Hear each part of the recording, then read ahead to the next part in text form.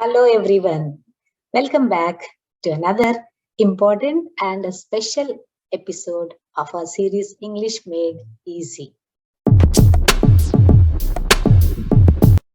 Special episode అని ఎందుకన్నానంటే ఈరోజు మన ఎపిసోడ్ ఒక సబ్స్క్రైబర్ కి డెడికేట్ చేస్తున్నాను. అంటే ఒక సబ్స్క్రైబర్ అడిగిన డౌట్ ని నేను ఇప్పుడు క్లియర్ చేయబోతున్నాను. So Aditya, this episode is dedicated for you and I am going to clarify your doubt and I am going to teach about the errors you wanted to know. Okay, so మనం English మాట్లాడేటప్పుడు చాలా రకాలైన తప్పులు చేస్తూ ఉంటాం అన్నమాట. అంటే ఎవరు కూడా పర్ఫెక్ట్ కాదు, ఏ లాంగ్వేజ్ లో కూడా పర్ఫెక్ట్ కాదు. అది ప్రాక్టీస్ చేసినంత కాలమే మనకి బాగా వస్తుంది అనమాట. అది ఎంత ప్రాక్టీస్ చేస్తే మనకు అంత పట్టు వస్తుంది లాంగ్వేజ్ మీద. సో ఆదిత్య అడిగిన డౌట్ ఏంటంటే ఐ డింట్ కమ్ అనాలా, ఐ డింట్ కేమ్ అనాలా అన్నది డౌట్. Very interesting doubt. చాలా మంది ఈ ఎర్రర్స్ ని బాగా చేస్తూ ఉంటారు వాళ్ళ స్పోకెన్ లాంగ్వేజ్ లో. మంచి ఎడ్యుకేటెడ్ వాళ్ళు కూడా ఐ డింట్ కేమ్ అని, ఐ డింట్ రోట్ అని ఇలా అంటుంటారు. అంటే పాస్ట్ టెన్స్ లో వాడాలి అనుకొని, నేను ఆ పని చేయలేదు అని చెప్పాలి అనుకొని I didn't came, I didn't wrote అని అంటుంటారు. సో మనం ఇప్పుడు ఆ ఎర్రర్స్ మీద ఫోకస్ చేద్దాం. సో ఈ రోజు మన ఎపిసోడ్ మనం కొన్ని చేసే errors, some common errors in spoken English గురించి మనము మాట్లాడుకోబోతున్నాం. So let's begin our video. I think Aditya, you're watching. And before we enter into our video, I have a small request. If you really like and enjoy my classes, please hit that like button and share among your friends and comment. Your comments make a lot of difference. Your comments help me to improvise my lessons. అంటే ఇంకా lessons మీద నేను ఇంకా బాగా focus చేయగలుగుతాను.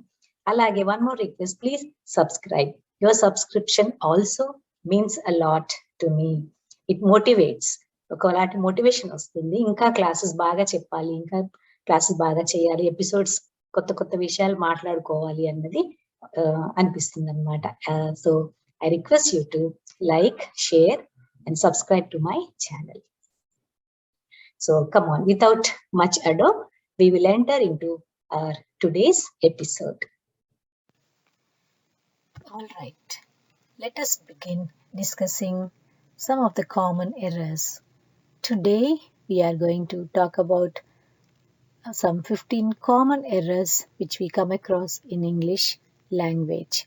ఈ రోజు మనము కొన్ని మిస్టేక్స్ మామూలుగా మనం మాట్లాడేటప్పుడు, ఇంగ్లీష్ మాట్లాడేటప్పుడు తెలియకుండా చేసే మిస్టేక్స్ గురించి మనము డిస్కస్ చేయబోతున్నాము. So first one, I didn't came అని చాలా మంది అంటారు అనమాట. ఐ డిడెంట్ కేమ్ అని అంటే పాస్ట్ టెన్స్ కదా, అయిపోయిన సంగతి చెప్పాలి అని అనుకొని ఐ డిడెంట్ కేమ్ అని అంటారు. కానీ అది ఇన్కరెక్ట్. చెప్పాల్సింది ఐ డిడెంట్ కమ్. ఎందుకంటే డిడ్ అనేది ఆల్రెడీ పాస్ట్ టెన్స్లో వచ్చింది కాబట్టి దాని తర్వాత మళ్ళీ మనం కేమ్ అని ఉపయోగించకూడదు. అదేమవుతుందంటే డబుల్ పాస్ట్ టెన్స్ అవుతుంది. సో డబుల్ పాస్ట్ టెన్స్ అన్నది మనం ఇంగ్లీష్లో ఉపయోగించకూడదు. సో అందుకని ఐ డిడెంట్ కమ్ అనాలి. ఇంకా చాలామంది ఏమంటారంటే I didn't wrote, I didn't took, I didn't gave, I didn't ate. ఇట్లా పాస్ట్ టెన్స్లోనే వర్బ్స్ ఉండాలి ఏమో అని అలా ఉపయోగిస్తారు. కానీ యాక్చువల్గా మనం చెప్పాల్సింది I didn't write, I didn't take, I didn't give, I didn't eat. Past టెన్స్లో చెప్పినా కూడా డిడ్ అనేది ఆల్రెడీ పాస్ట్ టెన్స్లో వస్తుంది కాబట్టి మనం మళ్ళీ దాని పాస్ట్ టెన్స్ ఉపయోగించకుండా సింపుల్ టెన్స్లోనే, అంటే ప్రజెంట్ టెన్స్ వర్బ్స్లే మనము ఉపయోగించాలన్నమాట. ఇది ఒకటి మనం బాగా గుర్తుపెట్టుకోవాలి. థర్డ్ ఎగ్జాంపుల్ వచ్చేసి, ఫర్ ఎగ్జాంపుల్ ఎవరైనా మనల్ని ఈ క్వశ్చన్ వేశారనుకోండి, వేర్ డస్ షీలా లివ్ అంటే షీలా ఎక్కడ నివసిస్తుంది అని అడగడం అనమాట. ఇప్పుడు చాలామంది ఏం చెప్తారు, Sheela is living in Hyderabad for example అట్లా చెప్తారు. కానీ ఈజ్ లివింగ్ ఓకే, తెలుగులో అక్కడ నివసిస్తుంది కరెక్టే మీనింగ్, కానీ ఈ సెంటెన్స్లో ఈజ్ లివింగ్ అనకూడదు. ఏమనాలి మరి, షీలా లివ్స్ ఇన్ హైదరాబాద్. మీకు గుర్తుందా, మన ఇంతకుముందు లెసన్స్లో నేను రెగ్యులర్ యాక్షన్స్ గురించి ఒక వీడియో చేశాను. మీరు కనుక ఆ వీడియో చూసుంటే మీకు ఇది ఈజీగా అర్థమైపోతుంది. అంటే ఆల్రెడీ అది ప్రాక్టీస్ చేసి ఉంటే గనక ఇప్పుడు ఈ టెన్స్ నేను చెప్పేది చాలా ఈజీగా మీకు అర్థమైపోతుంది. అంటే నేను చెప్పకముందే మీకు కరెక్ట్ ఆన్సర్ వచ్చి ఉండాలి.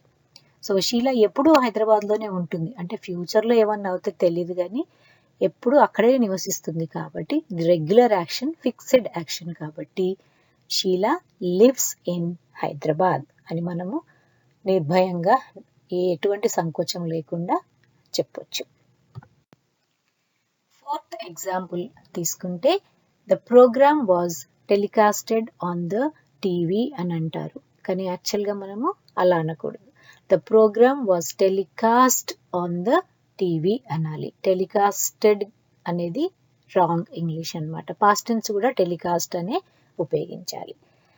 ఫిఫ్త్ ఎగ్జాంపుల్ తీసుకుంటే హౌ డిడ్ యూ కమ్ అని ఎవరైనా అడిగితే మామూలుగా మనం ఏం చెప్తాము, I came in the car అంటాము, or I came by the car అని అంటాము. కానీ యాక్చువల్గా చెప్పాల్సింది I came on the car or on the train, on the bus.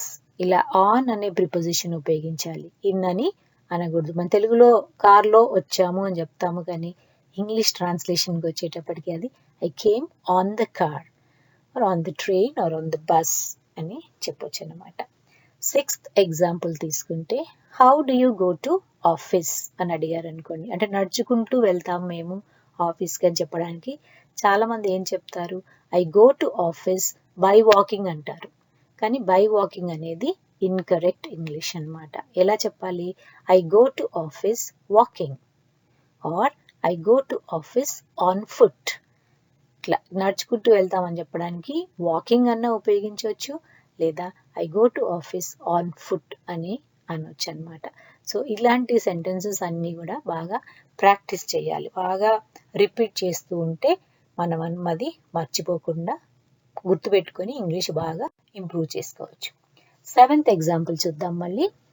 Sheba is more tall than Rajani. Sheeba పొడుగ్గా ఉంది, రజనీ కంటే పొడుగ్గా ఉంది అంటే కొంతమంది ఏం చేస్తారు, మోర్ పెట్టాలేమో అనుకొని మోర్ టాల్ అని అంటారు. కానీ అలా అనకూడదు. Sheeba is taller than Rajani అనాలి. సో అట్లా స్ట్రాంగర్ దాన్, టాలర్ దాన్ అని అనొచ్చు. మోర్ ఎప్పుడు ఉపయోగిస్తారు, ఇలాంటి బ్యూటిఫుల్ అనే పదానికి మోర్ ఉపయోగించవచ్చు మనం. Sheeba is more beautiful than Rajani అట్లా చెప్పొచ్చు అనమాట. అంతేగాని టాలర్, స్ట్రాంగర్ వాటికి ఈఆర్ ఉపయోగిస్తే సరిపోతుంది. బ్యూటిఫుల్ అనేది ఇర్రెగ్యులర్ అనమాట, అప్పుడు మోర్ అని మనం ఉపయోగించవచ్చు. ఎయిత్ ఎగ్జాంపుల్ తీసుకుంటే చాలామంది మీ హాబీస్ ఏంటి అని అంటే ఐ లైక్ లిస్నింగ్ మ్యూజిక్ అని చెప్తారు. కానీ అది కూడా ఇన్కరెక్ట్ ఇంగ్లీష్ అనమాట. ఐ లైక్ లిస్నింగ్ మ్యూజిక్ అనేది తప్పు. మరి ఏమనాలి, I like listening to music అనాలి. టు అనే ప్రిపోజిషన్ కంపల్సరీ ఉపయోగించాలి, listening to music. Ninth example తీసుకుంటే హరి హ్యాస్ 2 చిల్డ్రన్స్. ఇది కూడా చాలా మంది చిల్డ్రన్కి ప్లూరల్ వచ్చి చిల్డ్రన్స్ ఏమో అని అనుకుంటారు. కానీ అలా అనకూడదు అనమాట. ఏం చెప్పాలి, హరి హ్యాస్ 2 చిల్డ్రన్ అంతే. చిల్డ్రనే ప్లూరల్, సింగులర్ వచ్చి చైల్డ్ అనమాట, 1 చైల్డ్. ప్లూరల్ వచ్చి చిల్డ్రన్ అంతే. ఇట్లా ఉమెన్, ఉమెన్, మ్యాన్, మెన్. ఇలా ఇర్రెగ్యులర్ ప్లూరల్స్ కూడా మనము ప్రాక్టీస్ వల్ల వస్తుంది అది. ఇప్పుడు ఒక్క ఎగ్జాంపుల్ మీరు చదువుకోగానే లేదా ఇక్కడ వినగానే రాదు. వీటిని రిపీట్ చేస్తూ ఉంటే మనం ఎంత యూసేజ్ చేస్తే మనకి ఈ మిస్టేక్స్ అన్నవి అంత తగ్గిపోతాయి అన్నమాట. ఇప్పుడు తెలుసుకోగానే సరిపోదు, తెలుసుకుని ఓహో నాకు అర్థమైపోయింది అని అనుకుంటే సరిపోదు. ఏం చేయాలి, అవి రిపీట్ చేస్తూ ఉండాలి. నేను ఎప్పుడు ప్రతి క్లాస్లో ఒకటే చెప్తుంటాను, ఏంటి, బాగా పలుకుతూ ఉండాలి. Uttering the sounds, pronouncing the words and sentences only will make you stronger in your communication. So ఎన్నిసార్లు రిపీట్ చేస్తే మీరు అంత మంచిదన్నమాట. ఓకే. 10th ఎగ్జాంపుల్ తీసుకుంటే ఇది కూడా కామన్ ఎర్రర్, మనం బాగా ఉపయోగిస్తాము. Our exams are preponed. ఈ ప్రీపోన్ అనే పదము చాలా కామన్గా ఉపయోగిస్తారు అందరు, కానీ యాక్చువల్గా అది కరెక్ట్ కాదు. పోస్ట్ పోన్కి ఆపోజిట్ ప్రీపోన్ కాదు. అవర్ ఎగ్జామ్స్ ఆర్ అడ్వాన్స్డ్ అంటే ముందుకు జరిగాయి, టైం టేబుల్ ముందుకు జరిగింది అని చెప్పడానికి ప్రీపోన్ అనే పదం ఉపయోగించొద్దు. Our exams are advanced maybe by 2 days or by 1 week, ఒక వారం రోజులు ముందుకు జరిగాయా, 2 days ముందుకు జరిగాయా అని చెప్పడానికి అవర్ ఎగ్జామ్స్ ఆర్ అడ్వాన్స్డ్ అని అనాలి. కాకపోతే రీసెంట్గా ఆక్స్ఫర్డ్ డిక్షనరీలో ఏం చేశారంటే ఇది యాక్సెప్ట్ చేశారు ప్రీపోన్డ్. అంటే ఎక్కువగా ఇండియన్స్ ఆగట్లేదు, ఆ అడ్వాన్స్ అనే పదము ఉపయోగించకుండా ప్రీపోన్ అనే వాడుతూ ఉంటారనమాట. పాపం ఇంకా బ్రిటిష్ వాళ్ళు కూడా ఏం చేస్తారు, వాళ్ళు యాక్సెప్ట్ చేసేసారు, ప్రీపోన్ అనే అలా ఒప్పుకున్నారు. కానీ మనమైతే కరెక్ట్ ఇంగ్లీష్ మాట్లాడాలి అనుకున్నప్పుడు అడ్వాన్స్డ్ అనడమే కరెక్ట్ అనమాట. అట్లా చాలా పదాలు ఉన్నాయి వాళ్ళు ఒప్పుకొని ఇంగ్లీష్లోకి తీసుకున్నారు, మన లాంగ్వేజ్ నుంచి, మన ఇండియన్ లాంగ్వేజ్ నుంచి తీసుకొని పెట్టుకున్నారు. ఇప్పుడు ఫర్ ఎగ్జాంపుల్ అయ్యో, అబ్బా, అచ్చా ఇలాంటి వర్డ్స్ కూడా వాళ్ళు ఇప్పుడు ఇంగ్లీష్లోకి తీసేసుకుని ఆక్స్ఫర్డ్ డిక్షనరీలో పెట్టేసుకున్నారనమాట. ఇంకా చెప్పి వీళ్ళు వినరు ఇండియన్స్ అని చెప్పేసి పాపం వాళ్ళు ఒప్పేసుకున్నారు. నెక్స్ట్ ఎగ్జాంపుల్ 11th ఎగ్జాంపుల్ తీసుకుంటే he is a honest man అని అంటారు. మనకి అందరికీ తెలిసినవి ఆర్టికల్స్, ఏ ఎప్పుడు ఉపయోగించాలి, యాన్ ఎప్పుడు ఉపయోగించాలి మనకి తెలుసు. ఇట్లా కాన్సనెంట్ సౌండ్స్ ఉంటాయి కదా, హెచ్, ఏ నుంచి 26 లెటర్స్లో ఆ 5 వావల్స్ తీసేస్తే మిగతా వాటన్నిటికీ ఏ ఉపయోగించాలని మనం నేర్చుకుంటాం. కానీ ఇక్కడ he is a honest man అన్నప్పుడు మాత్రము ఏం చెప్పాలి, he is an honest man. ఎందుకంటే హెచ్ సౌండ్ మనం పలకట్లేదు, హెచ్ తర్వాత ఉన్న ఓ వవల్ సౌండ్ని పలుకుతున్నాం కాబట్టి he is an honest man. An hour అనాలి. హార్స్లో హెచ్ పలుకుతాం కాబట్టి అ హార్స్ అని అనొచ్చు అనమాట. సో వవల్స్ ఏఈఐఓయు అందరికీ తెలిసినవే, వాటికి మాత్రం యాన్ ఉపయోగించాలని తెలుసు. అలాగే ఇక్కడ హెచ్ పక్కకి ఉన్న వవల్ సౌండ్ని పలుకుతున్నాం కాబట్టి యాన్ అన్నది ఉపయోగించాలన్నమాట. He is an honest man or we worked for an hour and he was riding a horse అట్లా అనమాట. హార్స్లో హ పలుకుతున్నాం కాబట్టి ఏ ఉపయోగించవచ్చు అక్కడ. నెక్స్ట్ ఎగ్జాంపుల్ 12th ఎగ్జాంపుల్ తీసుకుంటే her daughter studies at an university. ఇది కూడా అన్నమాట, యాన్ యు అనేది వవల్ కదా, అందుకని మనం యాన్ ఉపయోగించాలేమో అనుకుంటాం. కానీ యాక్చువల్గా her daughter studies at a university. U అనేది ఇక్కడ వవల్ సౌండ్ పలకట్లేదు, యా సౌండ్ పలుకుతుంది. యా అనేది మళ్ళీ కాన్సనెంట్ అనమాట, అందుకని a. Her daughter studies at a university అని చెప్పాలి. నెక్స్ట్ 13th ఎగ్జాంపుల్కి వస్తే according to me this is the best time to learn English అని మామూలుగా మనం అందరం ఇలా మాట్లాడతాం. కానీ మీ అనే వచ్చినప్పుడు మాత్రము అకార్డింగ్ టు అనకూడదు. In my opinion this is the best time to learn English. According to him అనొచ్చు, అకార్డింగ్ టు హర్ అనొచ్చు, అకార్డింగ్ టు దెమ్ అనొచ్చు. కానీ మీ వచ్చినప్పుడు మాత్రము ఇన్ మై ఒపీనియన్ అని అనాలి, అకార్డింగ్ టు మీ అనకూడదు. ఎగ్జాంపుల్ ఫర్ 13th ఎగ్జాంపుల్ చూస్తే Sachin Tendulkar is best batsman అని అంటాం, అలా అనకూడదు. Sachin Tendulkar is the best batsman. Best అనేది సూపర్లేటివ్ డిగ్రీ కాబట్టి మనం Sachin Tendulkar is the best. So superlative degree ఎప్పుడు వచ్చినా కూడా మనము ద అనే ఆర్టికల్ని కంపల్సరీ ఉపయోగించాలి, లేకపోతే అది రాంగ్ ఇంగ్లీష్ అవుతుందన్నమాట. So 14th example, next example తీసుకుంటే she is one of the best doctor. ఎప్పుడు వన్ ఆఫ్ ద ఉపయోగించినప్పుడు మనము ఏం చేయాలి, ప్లూరల్ ఉపయోగించాలి. She is one of the best doctors అనాలి. She is one of my sisters, he is one of my brothers. అట్లా one of ఎప్పుడు వచ్చినా కూడా ప్లూరల్ ఉపయోగించాలి.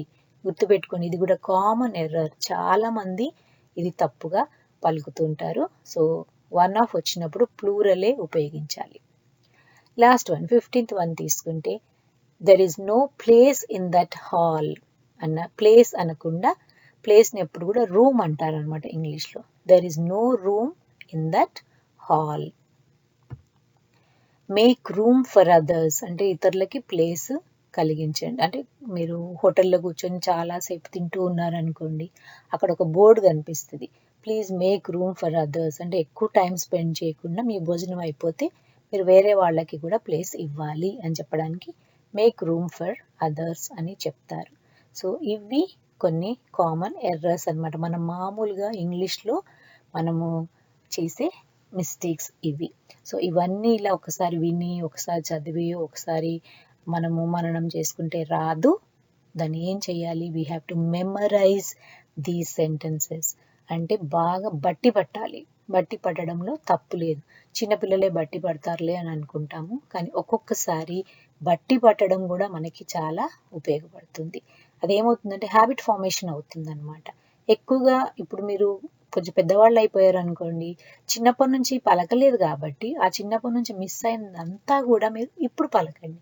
బాగా రిపీట్ చేస్తూ ఉంటే అదే మీకు పలకడం వచ్చేస్తుంది. సో ఇవి మనం ఈరోజు తెలుసుకోవాల్సిన కామన్ ఎర్రర్స్. ఇంకా ఇది ఇంగ్లీష్ అనేది ఒక ఓషన్ అన్నమాట, ఒక పెద్ద సాగరం లాంటిది లాంగ్వేజ్.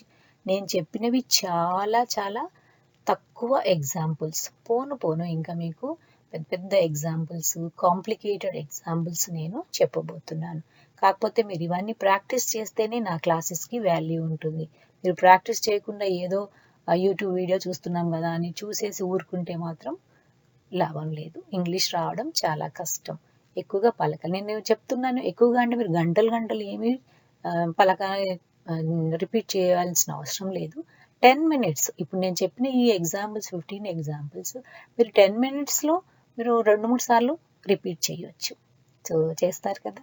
మీకు ఏమన్నా డౌట్స్ ఉంటే ఇంకా కామెంట్ సెక్షన్లో పెట్టండి, నేను క్లియర్ చేస్తాను. ఓకేనా? బాయ్, అందరూ టేక్ కేర్.